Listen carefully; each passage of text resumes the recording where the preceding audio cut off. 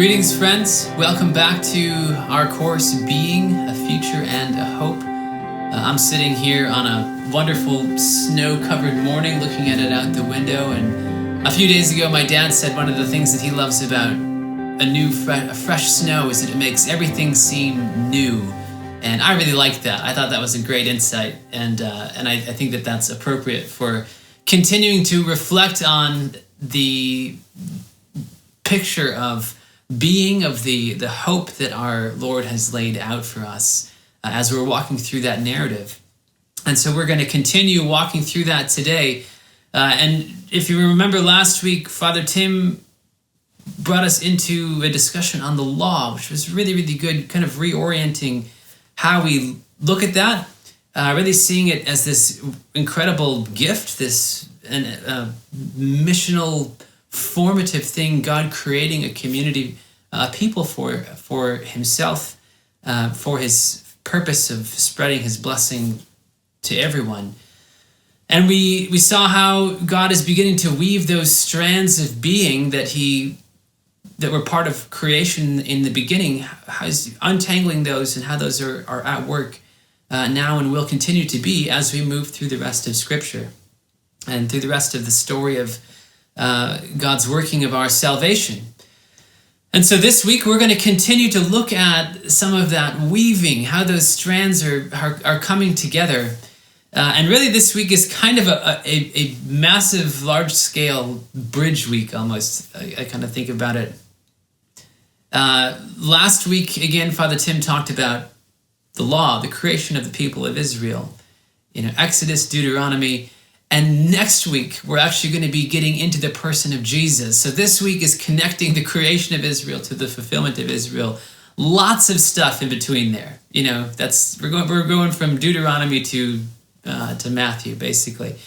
So there's so much history, so many wonderful things in the prophets, in the poetical literature, all that stuff that we're not going to cover in this. We don't have time to do that. So please don't interpret that as that it's in any way less important. But really, this morning, I want to look at something a little bit different to connect us from that creation of Israel into a people set aside for a special purpose for God, a special vocation, and then bringing us towards Jesus. I want to look at two aspects of life that were part of that people as it's preparing, and for us as well, that are meant to drive us, to open us, to be able to receive Jesus as we encounter him, and where we see that reality being untwisted, being righted, that had become distorted in the fall. And so this morning I want to look at two parts of that life. The first being wisdom, and the second being worship, just for some nice alliteration in there. So wisdom, there's a whole chunk of literature in the Bible called wisdom literature. It's a very ancient form of literature. And usually that's Job, Ecclesiastes, Proverbs, Song of Songs, a few other places. We call them wisdom literature because it's a particular form. It doesn't mean that it's the only place that talks about certain things related to wisdom. One of the things that we'll see is that really these wisdom texts have a way of getting inside so many of the themes that we see playing out throughout the history of Israel, but in ways that really connect to the human experience in a profound, deep way. So they're not separate from all of that, but they are a way of really wrestling with some of those incredible, deep human questions concerning being. Now, for a lot of my younger Christian life, I tended to avoid a lot of the wisdom texts, except for Job. I've always loved Job. But especially Proverbs, I almost found it to be too practical. I myself am most comfortable in ideas and abstractions and principles, and from there I moved to practicalities. So Proverbs wasn't always a place that I would go to necessarily. And I think that's because I tended to look on a lot of the wisdom literature and even the pursuit of wisdom in the way that I understood that, similarly to the way that Father Tim said a lot of us approach reading the law. I tended to read a lot of these wisdom texts as a bunch of disjointed sayings about what I should do, what I shouldn't do, what life should be like, about helpful things, but not always like, maybe I want to get into Paul and get get my mind blown a little bit, from kind of some big theological idea or something like that. But as I've grown, that's become not the case, and especially when we set these wisdom texts and what the Scripture is saying to us about wisdom and its place within community life, within the Christian life, within the life of the people of God. When we look at that within the broader arc through which we've been moving, I think that we get a better picture of what is actually going on here. What is wisdom? How does it fit within God's redemptive plan for history? What is that meant to look like? So again, some of these texts that we'll find, we're going to just kind of go through a few bits of them. Again, there's multiple books that are defined as wisdom literature. I'm just going to make a couple observations that I think that are important for driving us to Jesus in the weeks to come. But one of the things that we'll see in here is that they're wrestling with some of the major questions that we wrestle with as humans even today. And what they really have a way of doing is showing how the fall plays out. They bring out some of the implications of that and the dangers that they bring. But we also see the care that God has and the totality of his vision for what he means for us and for our being in a very fresh way. Again, as he is driving us towards Jesus, who is himself the incarnation of being and the incarnation of wisdom. So we're going to see a lot of that stuff. So just one of the things that's important for us to keep in mind then as we're reading through some of these wisdom texts is what happened in the fall, because they're going to be addressing that. And recall just briefly that in the fall we were made for knowledge with God, made for knowledge of God, participation in God's knowledge, but we used that capacity to try to become God ourselves, and specifically to do that through the acquisition of knowledge, the tree of the knowledge of good and evil. Recall that's how the conversation played out in the garden between Eve and the serpent. And so in doing that, we actually corrupted our ability to know, to see, to understand, to make decisions, and all those things. So the wisdom literature is going to be addressing a lot of that. So again, there's just a couple observations that I want to make from a couple of these books. It's not necessarily that these are like the best ones, or certainly not the only ones, but just ones that I think will really help set us up for the weeks to come. So the first part of wisdom, as we see it play out in Israel's life, and I think in our life as well, in these texts, these wisdom texts, is we see that life that treats material creation as an end in itself, or even treats knowledge and wisdom as ends in themselves, necessarily end in futility. It shows us the futility of life apart from God, apart from relation to God. This is really what we find the preacher wrestling with in Ecclesiastes. Ecclesiastes has traditionally been understood that's Solomon written in his later years. It's kind of advanced wisdom in a sense, where he's looking back over his life and of all of his experiences and basically just saying, it's all futile. And so we get these wonderful verses, powerful, sobering verses from chapter 1. I'm not going to read them all, but just to kind of set it up for us. Vanity of vanities, says the preacher. Vanity of vanities. All is vanity. What does man gain by all the toil at which he toils under the sun? A generation comes and a generation goes, but the earth remains forever. The sun rises and the sun goes down and hastens to the place where it rises. This wind blows to the south and goes around to the north. Around and around goes the wind, and on its circuits the wind returns. All streams run to the sea, but the sea is not full. To the place where the streams flow, there they flow again. All things are full of weariness, and man cannot utter it. The eye is not satisfied with seeing, nor the ear filled with hearing. The preacher, Solomon, here again is wrestling with really the outcome of life that was initiated in the fall. In the fall, we saw something that looked good. The apple, it looked good for eating. It seemed like it might give us knowledge, and so we desired it, and we knew that God said, don't eat that. We had that command, but we decided that that material thing, which was meant to be a means of our interacting, our obedience to God, our communion with God, we decided that we wanted that thing more than God himself. That apple became an end in itself. Our pleasure became an end in itself. And that initiated this cycle that we talked about several weeks ago of bringing us deeper and deeper towards non-being. That's what St. Athanasius talks about, that when material creation became an end in itself, well, material creation is contingent, it's created, it's temporary.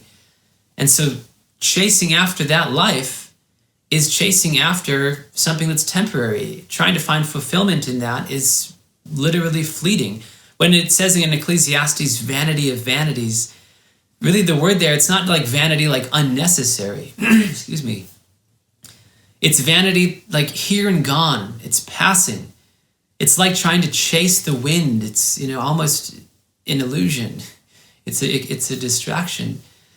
And that's something that is, felt so viscerally by so many of us, the fleetingness of so much of human life, and of trying to find meaning in things that are passing away. And one of the ways that this really plays out in our experience, in our culture, certainly, is self-indulgence, which is one of the things that the preacher addresses too. He says in chapter 2, verses 9 to 11, "So I became great and surpassed all who were before me in Jerusalem. Also my wisdom remained with me, and whatever my eyes desired I did not keep from them. I kept my heart from no pleasure. For my heart found pleasure in all my toil, and this was my reward for all my toil. Then I considered all that my hands had done and the toil I had expended in doing it, and behold, all was vanity and a striving after the wind, and there was nothing to be gained under the sun." We see this kind of exasperation, again, of this transience of life. This is life characterized by, again, the fall. And we are acknowledging, we get an acknowledgement of that a life apart from God, chasing after creation as a means, as an end in itself, whether it's for pleasure or for glory or for fame, that ends in futility. It can't give us fulfillment because it literally isn't full on its own. And so one of the things that we see here is Solomon, who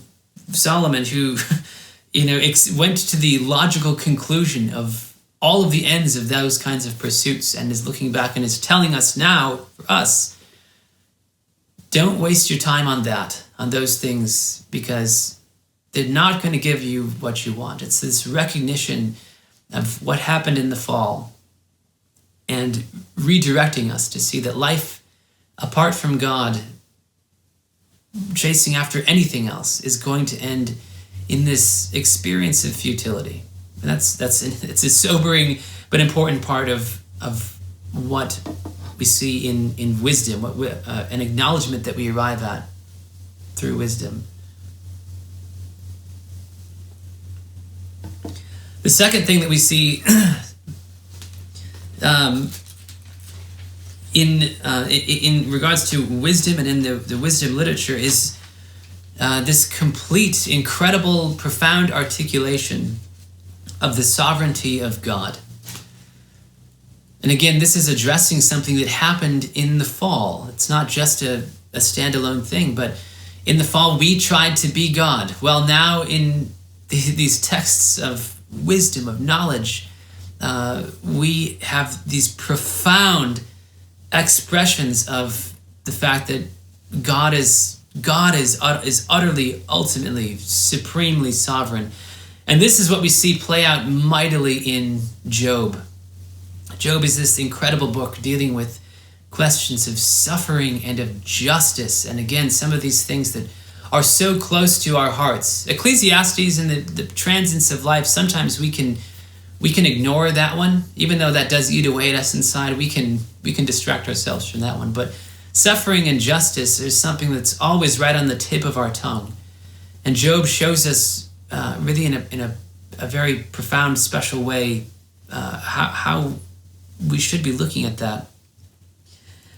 Now, it's important to see that in Job, who he is, he's a man who's described as blameless and upright, not necessarily sinless, but blameless and upright. And the story that unfolds, really, Job is seen as a kind of type of Christ. He's a righteous, innocent sufferer. And as the story plays out.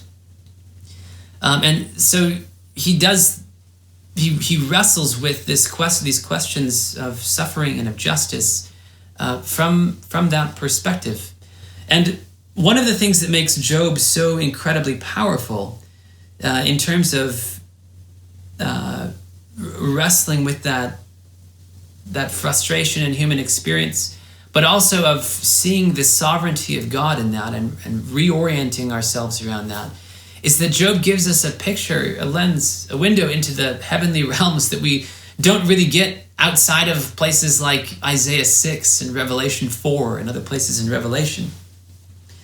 So after introducing Job, of course, then we get this, the scene switches to heaven. And we see Satan coming into the throne room of God with a bunch of others. And what we find there is that evil is real. Satan is there, he is real. But there is no sense that evil is equal in power to God. There's no sense of like the yin and yang here, where there's just these two opposing powers, and it's kind of a nail biter of who's going to come out in the end. God is absolutely sovereign. And it shows us that Satan himself is utterly subject to God. And that's a really important thing, that as we look out at the world, it's easy to become overwhelmed by pandemics and all the other stuff that afflicts us on a day-to-day basis. All the evil that we see in the world and in our own lives at times. But my friends, that's not equal in power to God. It's not that God is just trying his best to clean this stuff up. It is subject to him, and how that all works is something that is left unresolved. But we get this powerful view of God's sovereignty, and this is really what Job is expressing, even in his complaints as he goes on throughout the book.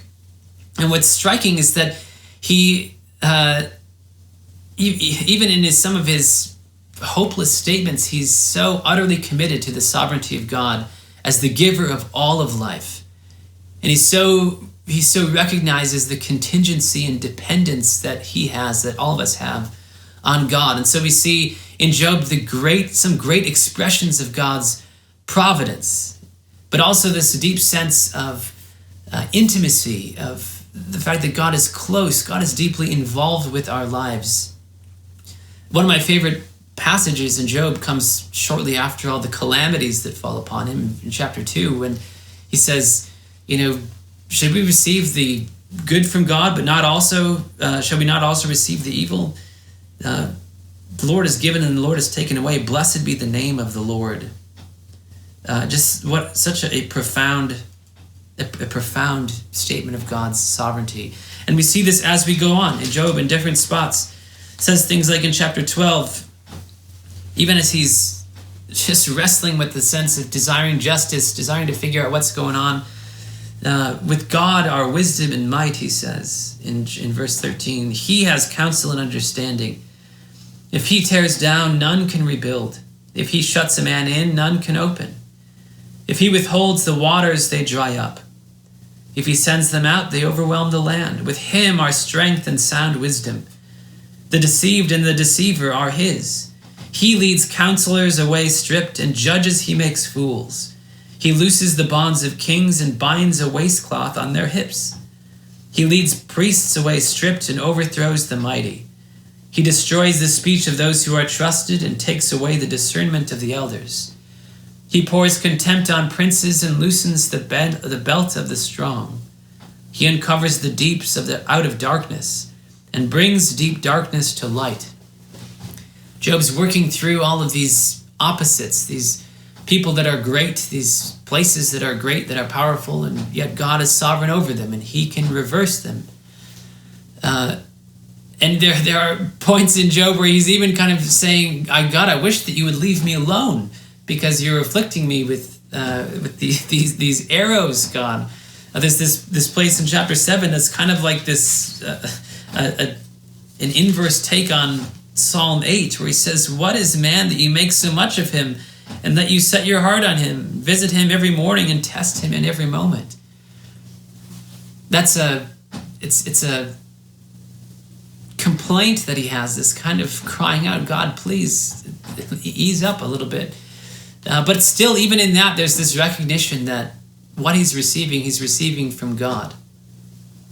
And that's a really powerful reminder for us. Again, reorienting ourselves because of what happened in the fall. We are not God.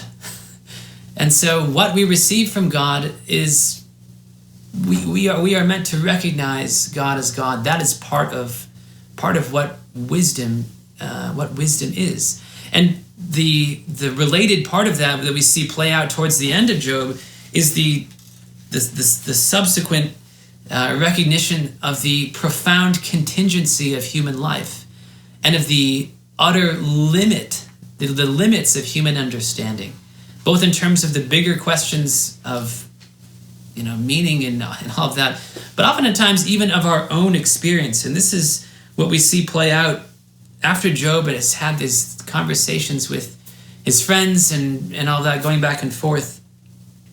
Then God comes in chapter 38 and says, who is this that darkens counsel by words without knowledge? Dress for action like a man. I will question you, and you make it known to me. Where were you when I laid the foundation of the earth? Tell me if you have understanding. Who determined its measurements? Surely you know. Or who stretched the line upon it? On what were its bases sunk, or who laid its cornerstone? When the morning stars sang together and all the sons of God shouted for joy. I love these verses starting in chapter 38, because as Job is working through some, again, of these questions that all of us ask, and it's fine that we ask them, that we wrestle with them, God comes and says, just remember who you are and who I am. Unless you can answer all these questions of, the creation of the world and all of this as he goes through, have a little bit of humility. It doesn't mean that we sit with a smile on our face in the midst of suffering, but we are meant to see in this that we are to continue to come and throw ourselves at the feet of God, even as Job does. The whole underlying problem of the narrative of Job, as it goes on to show, is that ultimately everyone is ignorant of what is happening. What's interesting is some of the the conversations and the statements of the friends that God punishes the evil and all of that. I remember reading that when I was taking an Old Testament class in undergrad and thinking, this actually sounds kind of like good Old Testament theology in places. I wonder why this is such a problem. And the underlying problem is that neither Job nor his friends were privy to that whole conversation that happened in the heavenly realms. And this book ultimately drives us to see that there is more to reality than just what we can make sense of. That we are so limited in our ability to understand even our own experiences. And we are meant to, again, be driven back to that place of seeing God as God and us not as God. We find as Job kind of works out, again, this counteracting to, again, what actually happened in the fall. This is what we're meant to, one of the things that we're meant to take out of that. The last little observation that I have for us from the wisdom texts is that, so we've seen that life without God it ends in futility, that it's necessary for us to remember that God is God and that we are not. Then in the positive side, we also then get a picture of what wisdom actually is. And this is really the big point, and really I think the theme for all of these texts is in the book of Proverbs, where it says in verse 7 of chapter 1, "The fear of the Lord is the beginning of knowledge. Fools despise wisdom and instruction." The fear of the Lord is the beginning of knowledge. Or as it says in chapter 9, a little bit later on, the fear of the Lord is the beginning of wisdom. Now this is something that probably many of us have read and have quoted, and we move on. But again, I think that this verse really is the theme for all of this topic of wisdom. And as we think about what does it mean to wrestle with our being, to wrestle with being a human as part of the people of God. We were made for knowledge. We know that from the fall, and we know that hasn't changed, because it says that the fear of the Lord is the beginning of knowledge, of wisdom. Knowledge and wisdom are good things. They are things that we are meant for. It's part of what we are meant for as a human. We are not meant to be ignorant or to be anti-thought or intellectual or any of those kinds of things. Knowledge and wisdom and understanding is part of our vocation. It's how we share in the image of God. But we see here that wisdom and knowledge are not ends in themselves, as Ecclesiastes is wrestling with, and nor are they just a matter of accumulating ideas or experiences, even if they're good ideas or experiences.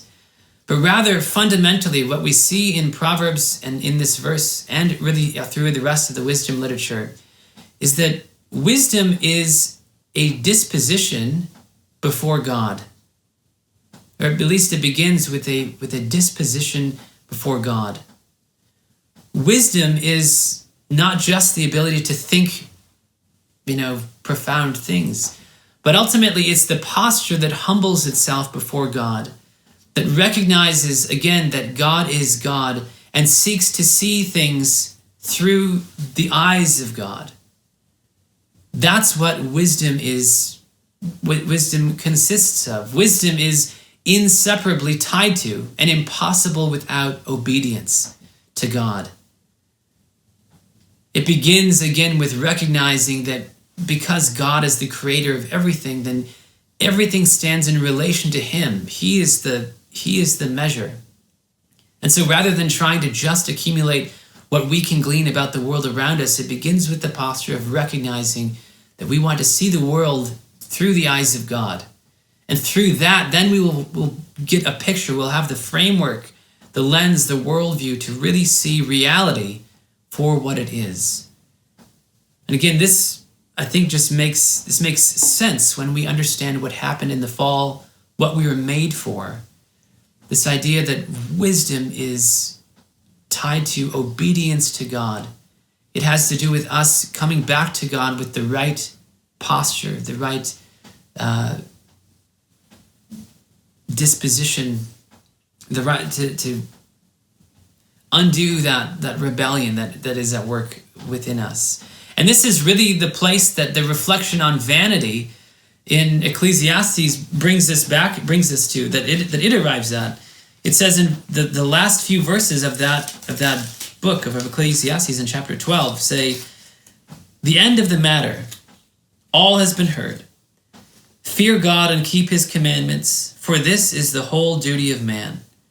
For God will bring every deed into judgment with every evil secret thing, with every secret thing, whether good or evil."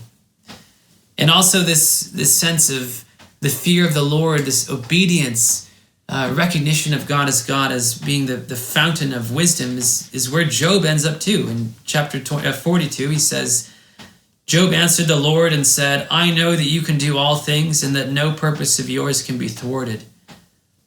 Who is this that hides counsel without knowledge, you say? Therefore I have uttered what I did not understand, things too wonderful for me, which I did not know.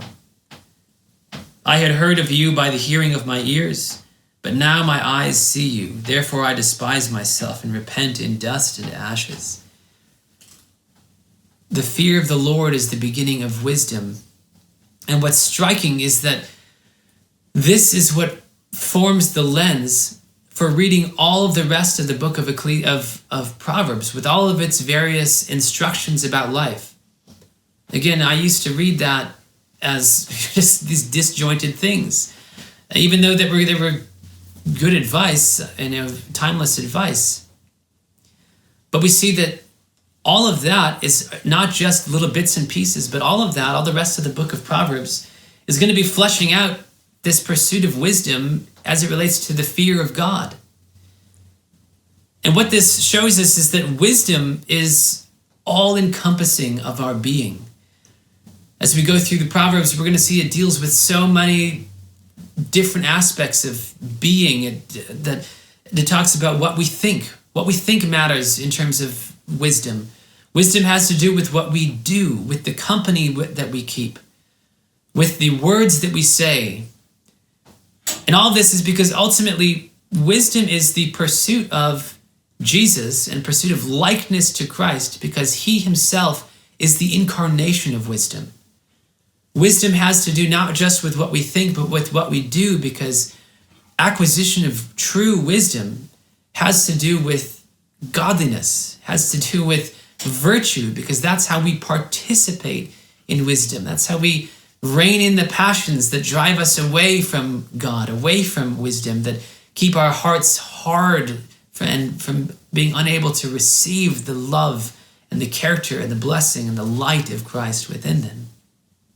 And that's such an important thing as we think about what it means to be part of the people of God and move to reflecting on Jesus the next few weeks. Wisdom, understanding, ultimately is becoming more like Jesus. That's our vocation. That's how we come to understand the world. Sometimes people treat Christianity, and the Christians have not always worked in our favor when it comes to this, but as this kind of limiting thing, that we're going to have to somehow give up the desire for knowledge or for curiosity or any of that. In fact, it's exactly the opposite. We want to understand the world. We want wisdom more than anyone, we should, because that's part of what it means to be in the image of God.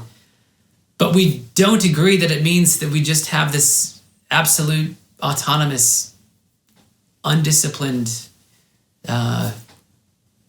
approach to doing that. But rather, we know where it begins. We're not satisfied with beginning with things that fade away and relying on limited judgment.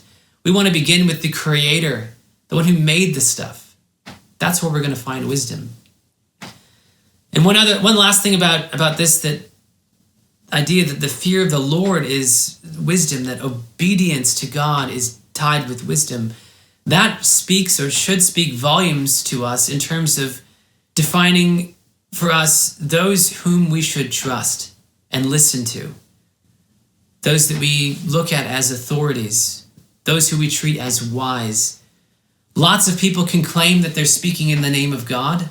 Lots of people can claim that they are wise, that they are authorities. But regardless of what they claim, we see here that wisdom is related to obedience to God, to the character of God. If somebody has unrestrained words, if somebody has an unrestrained life, if someone is not bearing the fruit of the Spirit, Father Tim talked about this a few weeks ago. If someone is not embodying the life that Proverbs and the wisdom that is laid out, then they're not worth us treating as wise. They're not worth our attention. They're not worth us listening to. It's similar to, again, as Father Tim was talking about, the prophetic voice, that if their prophecies don't come true, then they're not a prophet worth listening to. And if someone's life is not living in a posture of obedience to the Lord, seeking the Lord, and exhibiting likeness to God, they're not worth us probably listening to as wise authorities in terms of the bigger questions. Of course, there's a whole lot more that we could say about that. I don't mean to be calling into question experts and other things in disciplines, but just in terms of plotting through the path of life. Wisdom has to do with the pursuit of God, and so we should put our trust in people whose lives exhibit that pursuit of God as well. So, wisdom, it's a big part of what it means to be in the people of God. Wisdom is a way that being begins to work out in us. Very quickly, I just also want to talk about the pair of wisdom, and that is worship. In the wisdom literature, we're kind of instructed in wisdom, and in worship, we move more towards participating in wisdom and celebrating wisdom, that life that wisdom characterizes. Now, there's lots that we could say about worship. Father Tim talked a little bit about that in the fall, or not the fall, in the law, rather. So much that we could say about that. Really, I want to focus on the Psalms, and really one psalm in particular. Just in terms of what the Psalms are a major part of Israel's corporate worship life. They're a major part of Anglican worship life. We sing the Psalms typically on Sunday mornings. If you do the morning and evening office, we read the Psalms. They are the major chunk of Anglican daily morning and evening prayer. They are really, really central to our Christian life. I actually was not planning on reading any quotations from anybody today, but as I was preparing this part for the Psalms, Basil just lays out in a way that I could try to put in my own words, but just would fall short. So, just in terms of what the Psalms are and why they are so central in the Christian life and remain that way. He says, now the prophetic literature teaches one thing, historians another. The law something else, and the form of advice found in the Proverbs something different still. But the book of Psalms has taken over what is profitable from all. He goes on to say, when indeed the Holy Spirit saw that the human race was guided only with difficulty toward virtue, and that because of our inclination toward pleasure we were neglectful of an upright life, what did he do? The delight of melody he mingled with the doctrines, so that by the pleasantness and softness of the sound heard, we might receive without perceiving it the benefit of the words. Just as wise physicians who, when giving the fastidious rather bitter drugs to drink, frequently smear the cup with honey. Therefore he devised for us these harmonious melodies of the Psalms, that they who are children in age, or even who are youthful in disposition, might to all appearances chant, but in reality become trained in the soul. For never has any one of the many indifferent persons gone away easily holding in mind either an apostolic or prophetic message.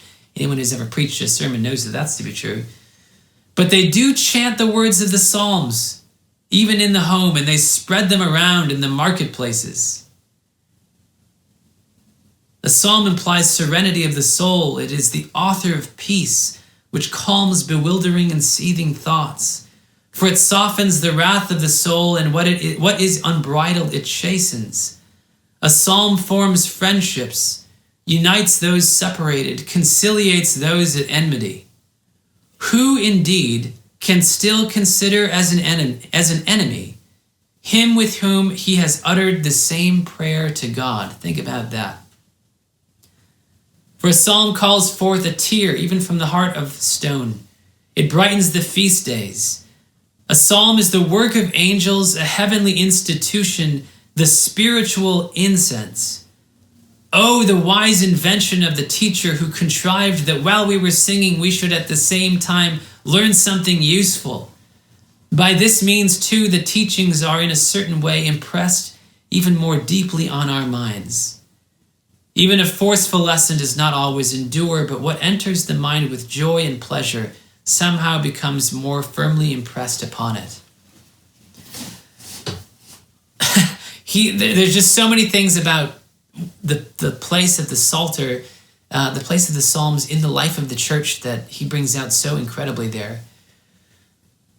The church has traditionally understood that the whole gospel is contained in the Psalms in this kind of timeless way. Similar to prophetic literature, I didn't used to like reading the Psalms much because it was so emotive. But as I've sat with them more, I find myself drawn into the faith in a way that's just not possible in any other way. And this is one of the things that makes the Psalms endure so much, is that they are kind of timeless ways, not just of teaching us things, but of drawing us into the participation of wisdom, of the life of God, of being in a really, really profound way. Now, I'd love to walk through so many Psalms here. We don't have the time for that. So I just want to touch on one that I think really kind of summarizes the place of worship, the Psalms in particular, but of worship in general, in the life of the church and in the life of the people of God.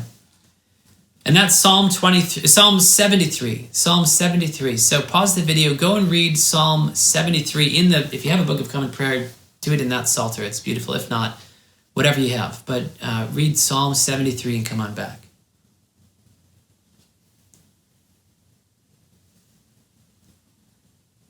Okay, so Psalm 73, I think for one, we find, I hopefully you saw, for one, many of those same themes that we saw being wrestled with in Ecclesiastes and in Job, but also I think something that is really part of our own experience a lot, fairly frequently. We see the celebration of God. Truly God is loving to Israel, even to those who have a clean heart. But then we see the psalmist wrestling with the fact that he looks out on people who just don't seem to care at all about godliness, about pursuing God, about pursuing wisdom, about worship, about any of that, about growing in virtue, and they're doing just fine. And as a matter of fact, their life seems in some ways more externally happier than his own.